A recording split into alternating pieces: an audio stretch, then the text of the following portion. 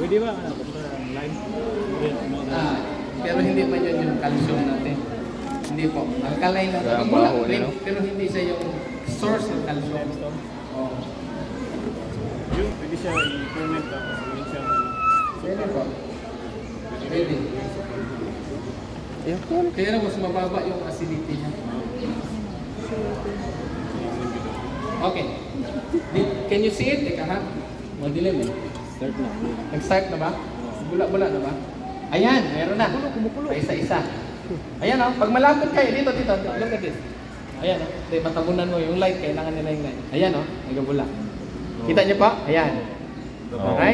It's bubbling now. Andyan o, malalaki.